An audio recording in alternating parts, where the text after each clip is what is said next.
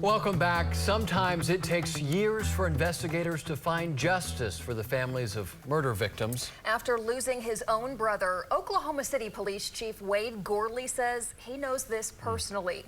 Our Lisa Monahan talks more about his experience in today's chat with the chief. Good morning, Chief. I'd like to dive right into unsolved murders in Oklahoma City. I know for every case there is a grieving family, and that's something you know very well as well. Yes, in 2009, my brother was a homicide victim in Brenham, Texas, in Washington County there. A Texas Ranger got involved in that case and actually ended up retiring from the Texas Rangers, ran for sheriff in Washington County, and ended up working with the DA and solved my brother's case, and we were able to bring the killer to justice in 2016. So it took 7 years for that case to close out. It can be a long, painful waiting for justice. I know there are a number of families here in Oklahoma City. To get a better look at the numbers, there are nearly 200 unsolved murders in a recent time span. That's from 2011 to 2020, and that's here in Oklahoma City. We know plenty of cases have been added to that count since 2020, although we couldn't quantify those quickly. But if we widen the scope, OCPD has more than 600 cold cases dating back to the 1950s. So what are you doing to try to get these cases solved? The first thing everyone needs to realize is those cases never close out. There is no statute of limitations on homicide, so any information that we can gather and move forward with, we can prosecute those cases no matter how old they are. So one of the things that we did when I first became chief is work on beefing up our homicide cold case unit.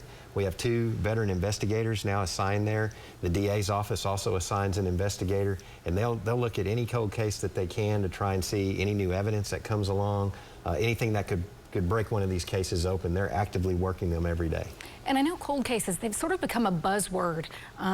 Nationally, a lot of people have an interest in the true crime aspect, but how many of these cases are actually getting a second look right now? I believe we looked at 15 cases last year. 3 of those ended up being solved.